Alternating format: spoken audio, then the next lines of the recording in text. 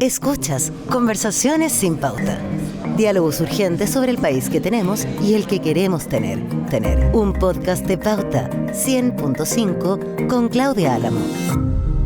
Llevamos muchos años hablando de las élites. Se habló de las élites durante el estallido social, se hablaba de que había finalmente una fractura entre la ciudadanía, la gran ciudadanía y las élites. Pero ¿de qué estamos hablando en el año 2024 cuando hablamos justamente de este sector o de esta capa de la sociedad? Hablamos del 1% más rico. ¿Es el dinero lo que hace que las personas pertenezcan a una élite? ¿Tiene que ver con una trayectoria, con la cuna?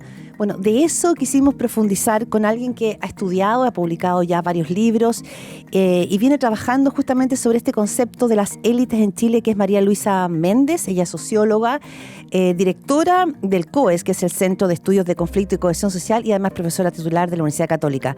Profundizar para saber quiénes son. ¿Hay más de una élite o hay una sola élite? Escúchenos aquí en Conversaciones sin Pauta. Conversaciones sin Pauta. María Luisa Méndez, socióloga, directora del COES, el Centro de Estudios de Conflicto y Cohesión Social, y además profesora titular de la Universidad Católica, que en sus investigaciones, en sus estudios, porque ella es muy académica, viene mirando probablemente este Chile por capas y en el cual la palabra élite nos viene acompañando como en conversaciones desde hace ya mucho rato. Y probablemente ahora que estamos entrando a octubre, viene el estallido, la palabra élite aparece no solo como una nube que flota sobre la ciudad, sino que para muchos como una fractura, quizás como con el resto de la ciudadanía.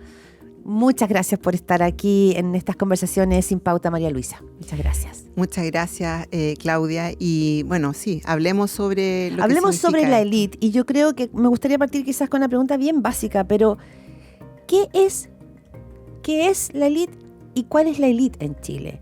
¿Es cultural? ¿Es por ingresos? Y si es por ingresos, ¿todos son élite? ¿Es el 1% más rico? ¿Es el 5%? ¿Qué es la élite en Chile? Mira, para entender lo que estamos pensando hoy, creo que hay que remontarse un poco más atrás, ¿ya? Y yo voy a hablar desde lo que hacemos en las ciencias sociales.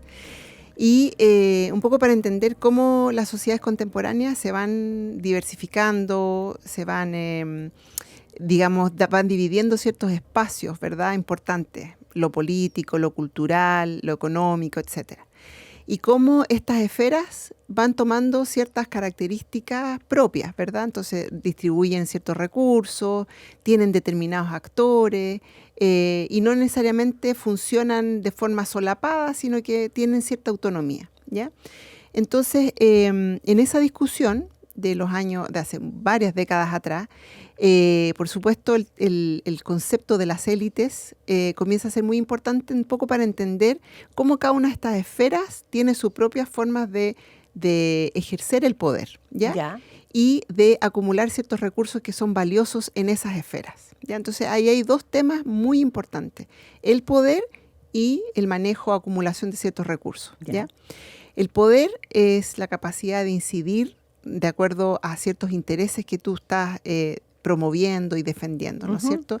La capacidad de que tus ideas sean escuchadas, ¿verdad? Y que de alguna manera pueda tener un resultado también. Influir, un resultado eficaz, ¿verdad? Claro.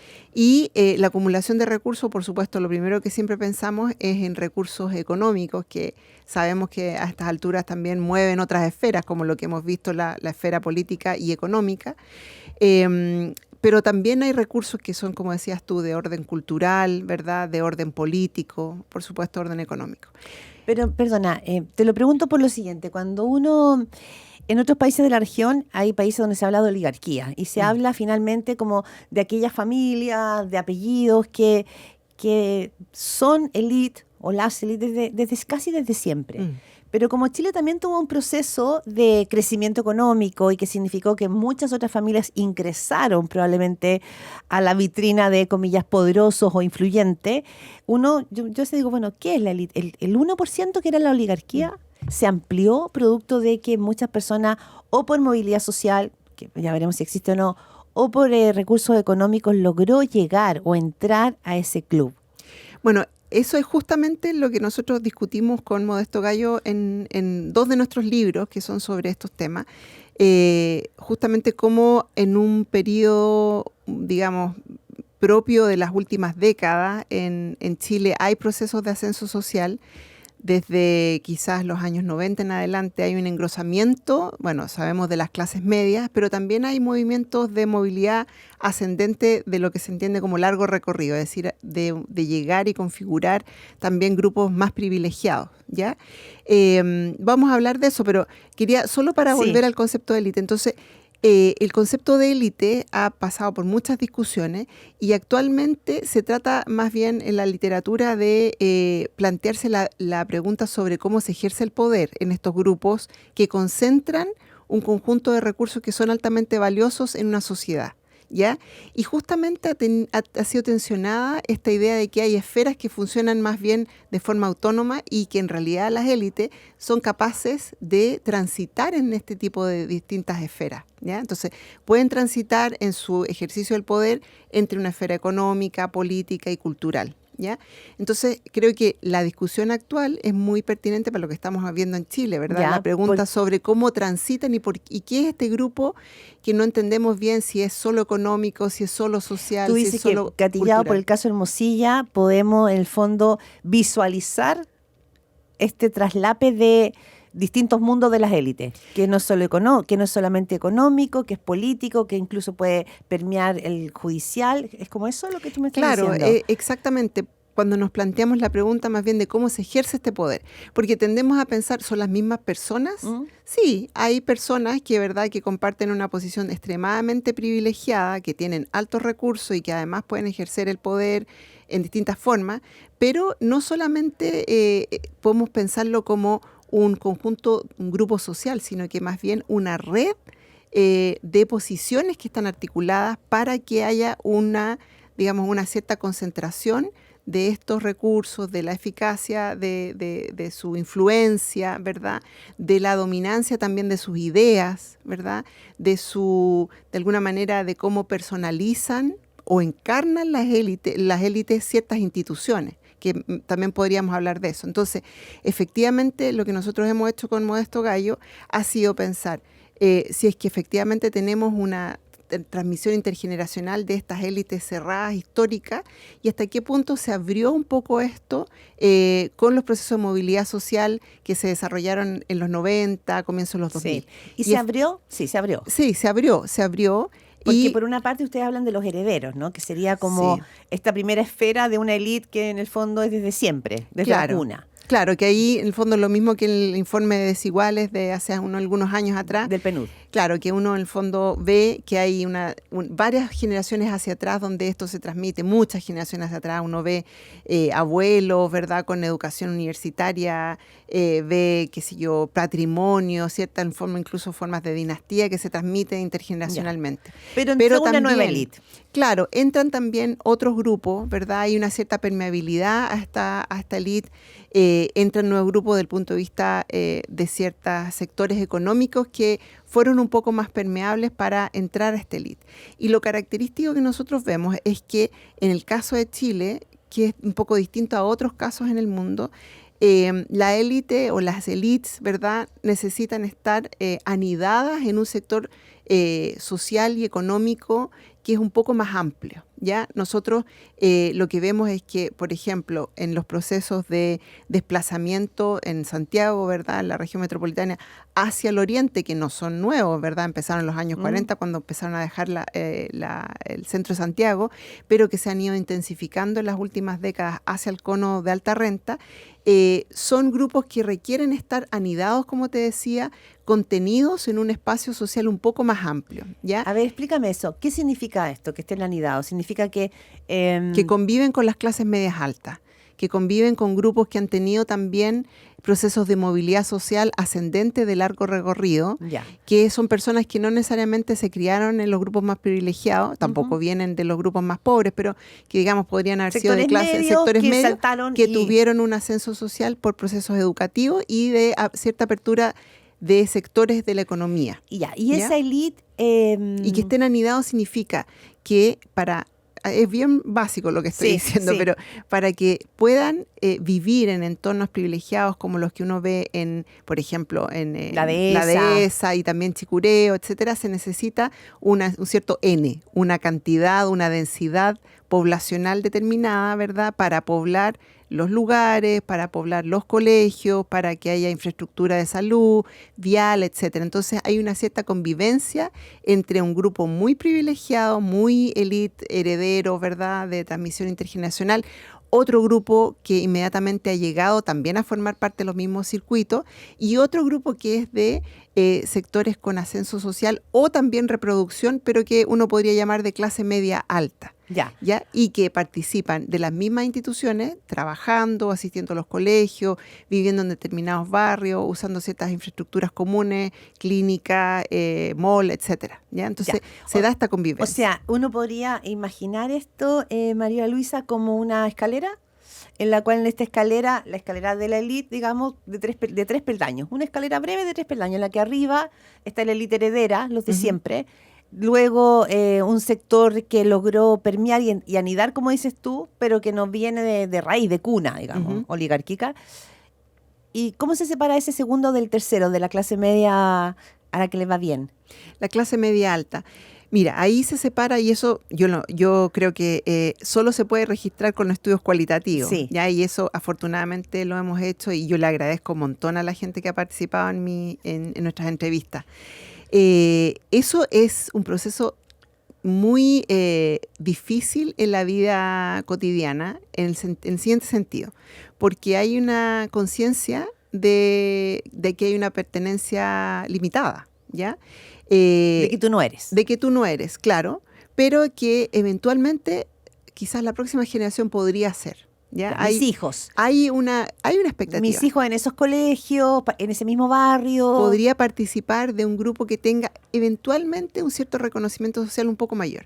Ahora, de todas formas hay que mirar eso con detención, ¿eh? Porque por una parte, en todas las clases sociales, cuando uno sigue viendo las encuestas, hay optimismo sobre la movilidad social en Chile.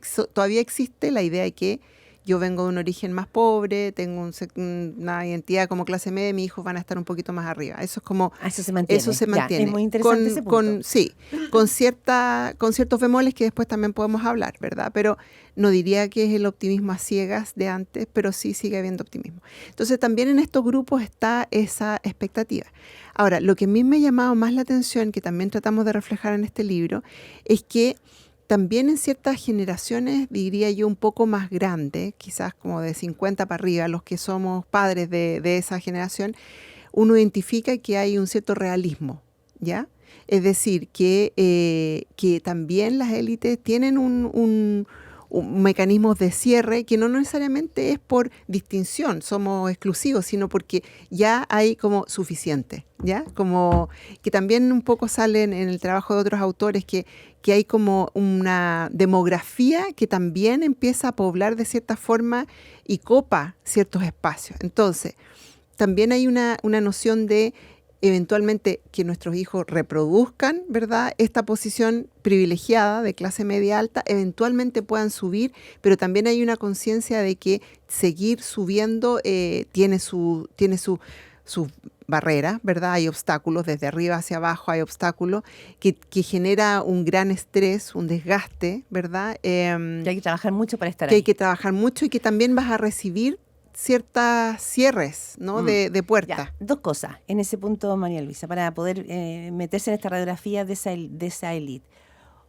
Uno, la clase alta chilena acepta la movilidad social y acepta compartir el barrio con la clase media alta, pero hasta un cierto punto.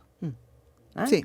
O sea, podemos compartir la clínica, el mall, la plaza, los amigos, pero probablemente no el espacio más reducido, más chico. O sea, yo no sé si los amigos hay una tanto. cosa como... ya. Yo creo que, por eso te decía la que creo resistencia que... es de ahí. Mira, yo soy socióloga urbana, Sí. ¿ya? Entonces, pensemos que se necesita para reproducir una forma de vida desde el privilegio con cierta conexión, ¿verdad? Porque nosotros, por ejemplo, en Chile no hay boarding schools, ¿no es cierto? No hay internados, ¿ya?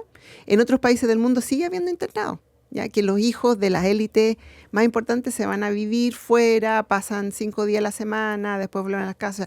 No estamos hablando de ese nivel de secesión, digamos, de huida, ¿ya? Sí hay un cierto distanciamiento, pero para hacer ese distanciamiento en un contexto urbano que provea de ciertos servicios, que te conecte de cierta forma, necesitas un entorno también un poco con un volumen un poco más grande. Ya no da para vivir en un grupo que es, por supuesto, menos numeroso. Entonces, yo diría que pensándolo como desde una sociología urbana, cultural, en ese grupo necesita un poco esa inserción, ¿no es cierto? Pero eso es para, como bien decías tú, para convivir en instituciones, por ejemplo, educativas, ¿verdad? De salud, para también, que una cosa muy interesante, también para que se mantenga, digamos, la reputación, el valor de los lugares donde vivo, ¿no? También eso es muy importante, o sea, me refiero a los circuitos residenciales, ¿no es cierto? Eso también genera, genera desde luego ganancia, aumento del precio del suelo, etcétera, pero también aspectos reputacionales, ¿ya? Porque son lugares atractivos, pujantes, ¿verdad? Que logran atraer todos esos recursos. Ahora, en la esfera de la vida social, nosotros lo que hemos visto es que los circuitos de amistad son mucho más, ahí sí que funcionan los principios de distinción. No son circuitos que se quieran abrir de forma así tan explícita. Ahí yo creo que es donde se ven ciertas diferencias que para estos grupos que tienen ascenso y que están en los sectores acomodados, digamos, es donde las narrativas que a uno le entregan es de un cierre. ¿Ya? Y ahí es donde se vuelve un poco más difícil de remontar, porque no tuvieron los mismos amigos de infancia, y esos amigos de infancia tampoco se conocen entre ellos. Ahí hay algo muy difícil de remontar. Hay algo de permear. Claro. María Luisa... o sea, por ejemplo, disculpa, pero las relaciones amorosas, por ejemplo, ¿no es cierto? Sí, las parejas. Las parejas. También es una esfera que es bien interesante como salen en las historias de vida, ¿no es cierto? Como en el fondo te terminas emparejando con una persona que a lo mejor es parecida a ti, que también tuvo ascenso, que también estudió una carrera universitaria, que también tuvo éxito y pudo gozar y puede ofrecer este tipo de vida a sus hijos, pero en realidad miran reflexivamente y dicen, pero bueno, nosotros estamos casados entre nosotros. Nosotros no nos hemos emparejado con alguien muy diferente, ¿no? Ya, varias cosas. Primero, cuando... Yo recuerdo, yo hago periodismo político hace muchos años, haber entrevistado a dirigentes políticos, no sé, pienso en Pablo Longueira, que él siempre decía como, bueno, de eso se habla en las cinco manzanas, donde van al mismo matrimonio, donde van al mismo balneario. Balnearios que ya sabemos que se Cachagua, Zapallar, ¿no? Eso se mantiene así, es decir, hay todavía en Chile cuando hablamos de élite, porque en el fondo es interesante, lo que tú dices es acá no hay una élite, hay distintas élites. Que comparten, que están más o menos juntas, que uno las puede caracterizar, pero no es lo mismo ser del 1% más rico o con mayor linaje que del 5% que por mérito o por estudios o por dinero estás ahí. Mira, ¿todavía existe ese círculo que de alguna manera se autorreproduce de los mismos balnearios, el mismo matrimonio, o eso también ha sido más poroso en este Chile nuevo? Yo diría que eso se mantiene, es persistente y es persistente en una historia de largo recorrido, ¿ya? Ahora, lo que me parece a mí que es interesante es de plantearse lo siguiente, en la literatura, y nosotros también hacemos eco de eso, no solo en el caso de Chile, en distintos casos se habla de la élite, como la cima, digamos. La crème de la crème. La crème de la crème y la élite ordinaria, ya no ordinaria sino de cotidiana, más común y corriente, entre muchas comillas, porque estamos hablando del concepto de privilegio, todo sobre esa base, ¿no? Entonces, yo diría que si bien sí exista aquello, yo trataría de pensar y poner el foco en en no exotizar demasiado esto como esta capacidad de reproducirse entre iguales, que por supuesto es muy persistente, pero poner el foco también que eso ha requerido en esta época contemporánea en que vivimos, anidarse en un grupo más amplio, ¿ya? Sí. Evidentemente eso tiene que abrir ciertas puertas, ¿verdad? Abre puertas para ocupaciones de mucho prestigio, abre puertas para la política, abre puertas para la reputación. A lo mejor no abre todas las puertas, a lo mejor también abre un poco de puertas en la sociabilidad, las amistades, eventualmente hasta en el matrimonio, ¿verdad? Entonces, para salir un poco de esa exotización de que existe la élite, la crème de la crème, y que esta crème de la crème puede vivir casi que en un castillo lejano, yo creo que no es eso lo que estamos hablando. El castillo y la colina. Estamos hablando de grupos que requieren de otros, enraizarse en otros, ahora, con otros. ¿Qué pasa con no una convivencia así completa, no es una igualación. Por supuesto, siempre va a haber mecanismos de distinción, y eso es lo que nosotros tenemos que estudiar hoy, para no tampoco romantizar mecanismos de distinción previos, ¿no es cierto? O sea, si tú hablabas de los balnearios, uno sabe cómo están los balnearios, esos balnearios. O sea, desde Maitencillo hacia allá se ha ido densificando, por supuesto, para grupos muy privilegiados con muchos recursos, pero es cierto, no lo está había lleno así. de edificios, de casas, de condominios. No estás en Cachagua mismo, pero está rodeado de nuevos condominios, y eso de nuevos es bueno lugares. Para, entre comillas, para todos en esa constelación, porque eso aumenta el precio del suelo, aumenta la reputación, aumenta la seguridad, atrae recursos, ¿verdad? Atrae prestigio. Estás escuchando un podcast original de Radio Pauta 100.5. Pero esa élite, en el fondo, para hablar de élite, está 100% asociada a ingresos. O sea, no puede no estar asociada a ingresos. Pero es que uno podría recordar y decir, mira, hay una familia de élite de apellido Añoso, pero que a lo mejor ya no tiene un enorme caudal de dinero, no sigue siendo uno de los más ricos de Chile, pero tiene una historia y tiene una tradición que sigue siendo élite, aunque no sea millonaria. Claro, claro, como nosotros estamos hablando que parte de la persistencia de esos grupos es que nosotros lo describimos en el libro. Son grupos que cultivan históricamente el vínculo, ¿ya? El vínculo central. Uno lo puede llamar el capital social, las redes, lo comunitario, etcétera. Yeah. Pero aprenden muy tempranamente en su socialización que lo más importante es desarrollar vínculos sociales, ¿verdad? Cuidarlos, atenderlos, redes, pero tampoco una forma exclusivamente pragmática, de ayuda, de saber quién es tu familia. Las familias quizás son más extendidas incluso, ¿verdad?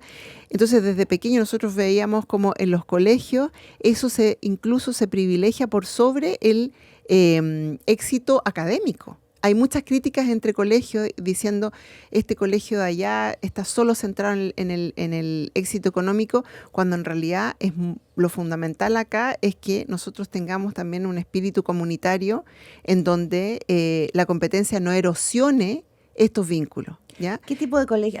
Como un ejemplo para poder entender. No voy a poner nombres de colegios acá, porque eso es estigmatizar los colegios. Pero colegios de élite. Colegios de élite que privilegian distintos modos de socializar a niños y niñas, ¿ya? Una pregunta. En uno está más fuerte, muy fuerte, porque también esto tiene que ver con competencias entre estos grupos, ¿ya? Por eso estábamos hablando que también estas composiciones un poco más heterogéneas también implican ciertas competencias sobre lo que se va a valorar hoy, ¿ya? Entonces, hay una tensión que nosotros vemos en el libro entre esta cosa más heredera que tiende a privilegiar las relaciones sociales al interior de estos grupos, incluso con personas que tienen ascenso, pero en el fondo ven con mucha preocupación que la lógica de la competencia, en términos académicos, por ejemplo, erosione el vínculo que los colegios tienen que privilegiar y cuidar, ¿ya? Entonces, por ejemplo, cuando tú me decías, bueno, hay familias con apellidos tradicionalmente de élite, ¿verdad? Herederos, pero que a lo mejor no tienen los mismos recursos económicos ahora versus otros que tienen cierto ascenso social y lo tienen. En esos grupos siempre va a haber un cuidado de no dejar atrás ni dejar fuera a distintos miembros de estas redes, ¿ya? Entonces, poniendo así como un estereotipo, pero Sí.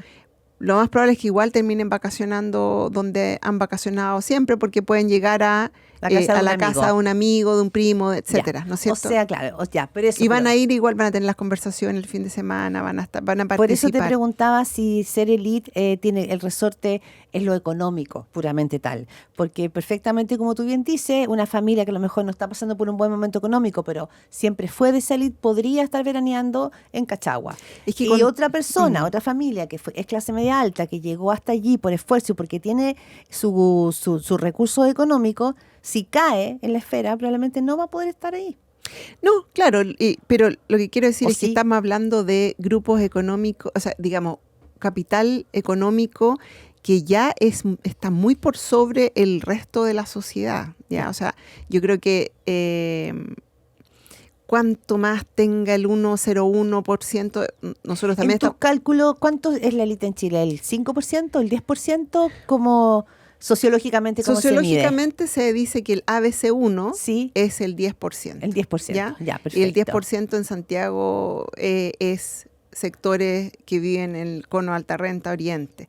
Ahora, todo se eso le dice así, cono de alta renta oriente, que sería la dehesa, y la Vitacura, periurbanización nororiente también, que es ahora Chicureo. Piedra Roja, etcétera. Ya. Y, Ya. y los balnearios de este elite serían lo que decíamos, como desde Maitencillo hacia allá, como ese cuadrilátero. Sí, y balneario en el sur también. Claro, y el sur, por pero, supuesto. pero yo quiero enfatizar en no, digamos, estereotipar que existe un grupo cerrado, sino que es sí, más amplio de lo que por todos una pensamos. parte, claro, pero por otra parte, que la pregunta es cómo opera el poder en grupos que concentran recursos que son socialmente valiosos y eficaces. ¿Ya? Eso yo creo que es como la pregunta que nos tenemos que hacer, Ya. más que si cuál es el límite económico, quién es quién, cuáles son las familias, los apellidos, sino cómo opera esta red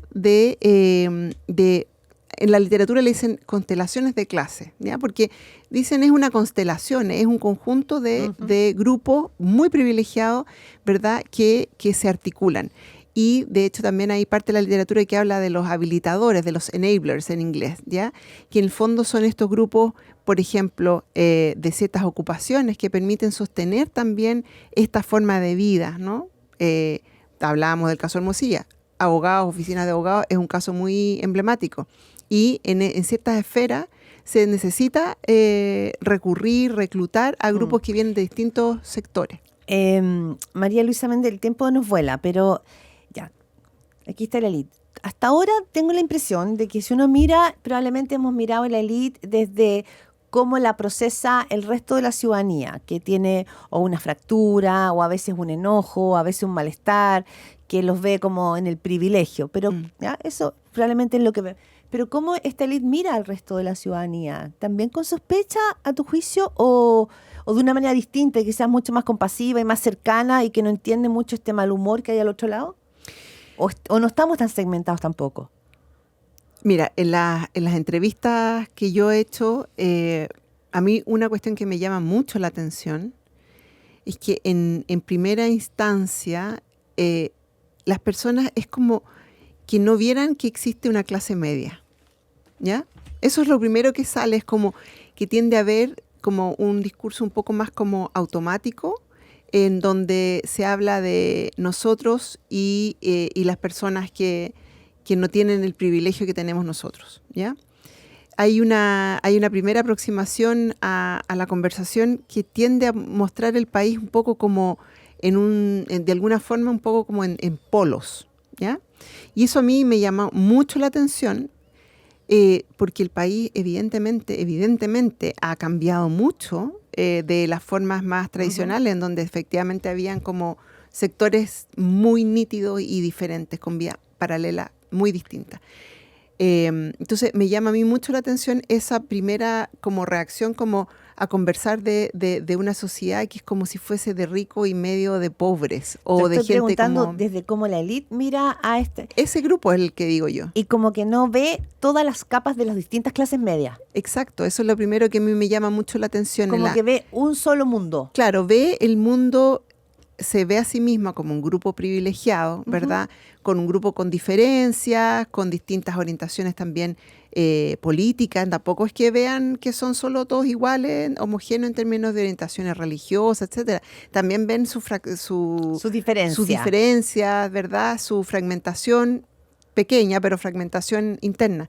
Pero cuando uno le pregunta sobre qué opina sobre, no sé, pues la desigualdad, qué sé yo, la desigualdad territorial, la segregación, etcétera, la primera respuesta es muy como de nosotros que tenemos el privilegio y la gente que le cuesta llegar a fin de mes, qué sé yo, que tiene estas vidas tan esforzadas, y tienden a tener un retrato de la sociedad como si hubiesen dos grandes grupos, ¿ya? Y a mí me llama mucho la atención eso porque no emerge de forma espontánea una mirada sobre una sociedad chilena como de clase media, ¿ya? Ahora, ¿qué pasó durante el estallido? Yo hice entrevistas durante el estallido y al igual como otros colegas que también lo han visto, tú hiciste esta entrevista a Juan Pablo Luna sí. durante el fin de semana, ¿no es cierto? Y salió un poco este paréntesis, esta ventana en donde hubo cierta mirada un poco más crítica en el sentido de decir, bueno, parece que hay un malestar que tiene que ver con nuestro propio privilegio y deberíamos tener cierta respuesta frente a ello. Y yo diría que en esas entrevistas hubo un poco más de, digamos, un contenido que uno puede identificar con el malestar de personas con las cuales ellos conviven y fueron más reflexivos respecto a esa convivencia. Por ejemplo, en ámbitos laborales, ¿no? Yeah. Entonces, por ejemplo, a mí me gustó mucho ese hilo que de hecho yo lo he seguido bastante con entrevistas con gente del mundo empresarial, que dice, bueno, por ejemplo, en las empresas se convive con distintas clases sociales, obviamente con sectores menos privilegiados, pero sectores medios, profesionales, claro, medio, y habitualmente no pensamos tanto en esa convivencia, y nos pasamos más de 8 horas, lo más probable, conviviendo en esos sectores. Entonces, yo creo que ahí lo que quiero decir con esto es que hay un desafío por activar también en esos discursos una mirada un poco más reflexiva sobre esta convivencia con un país que es más diverso, es más amplio, tiene distintos tipos de expectativas y con la cual ellos conviven también. Quizás no de forma cotidiana en todas las esferas, pero también conviven. Sí, pero vamos a tener que ir terminando porque el tiempo vuela, pero el concepto del mérito, ¿existe hoy día en Chile la meritocracia más allá del discurso? ¿Existe la meritocracia vista desde la élite y visto también desde los sectores medios, pero sobre todo desde la élite? Mira, hay una cuestión que a mí me llama mucho la atención, que cuando uno hace las encuestas que hacemos en COES, el grupo que sale más cohesionado, con más confianza, con más adhesión a la meritocracia, que cree que los principios funcionan adecuadamente en las instituciones, son los grupos más privilegiados, ¿ya? ¿Y por qué? Porque para ellos todo esto sí funciona, porque evidentemente cuando le piden ayuda a un amigo, el amigo le ayuda, ¿no? Le ayuda, no porque el amigo sea bueno, sino porque puede ayudarlo, puede resolver el problema, tiene los recursos a la mano. Y porque históricamente se ha socializado de esa forma, ¿sí? Entonces, si tú me preguntas desde ese grupo, por supuesto, la meritocracia funciona, ¿verdad? Ahora, hay momentos reflexivos en donde, como te digo, eso se logra tensionar y creo que nos falta más de aquello. ¿Ya? Este momento, esta encrucijada con lo del caso Hermosilla, Cubillo, Audio, etcétera, creo que es una encrucijada para, por ejemplo, cuestiones como la que aparecieron en el diario, ¿no es cierto? Estas últimas columnas en que dicen, hay una pregunta sobre ¿vamos a votar o no vamos a votar en Las Condes por Cubillo? ¿Nos parece realmente presentable al resto de la sociedad? Plantea, digamos, Evópolis, sectores así. Exacto. Creo que ahí, porque esto puede ser un golpe enorme a la creencia sobre el mérito. Las personas, en las personas, digamos, no de la élite, la población, sigue teniendo expectativas en las encuestas muestras sobre el mérito.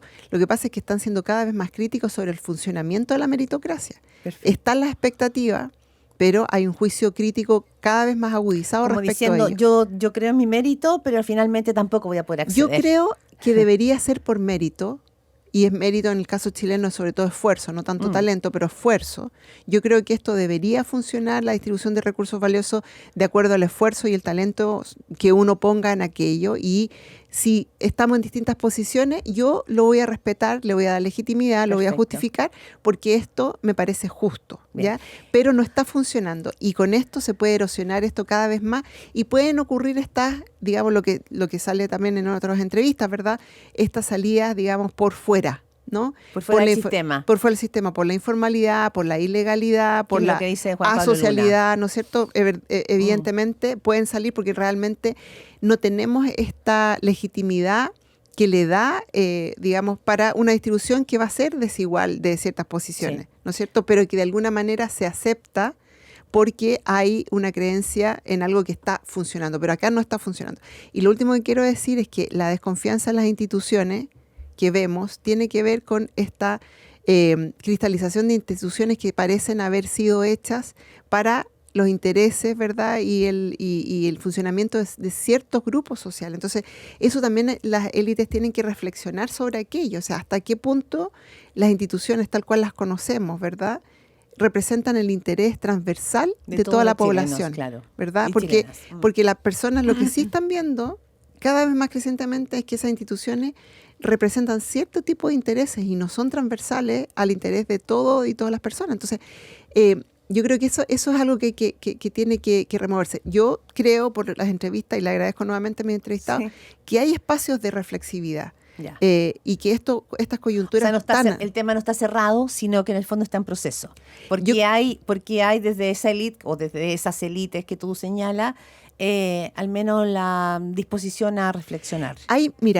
Nosotros vemos un grupo que le llamamos los orientados al logro, por enfatizar que eso es lo que más les interesa. Ese grupo tiene de composición herederos y también personas con ascenso social. Y ese grupo muestra que está en contra de lo que ellos llaman el provincialismo, ¿verdad? La cerrazón. Quieren que en las élites o los grupos privilegiados entre también más diversidad, una mirada más cosmopolita, que dejemos de mirar solamente a Chile, que tengamos otras formas de distribución también de estos recursos valiosos.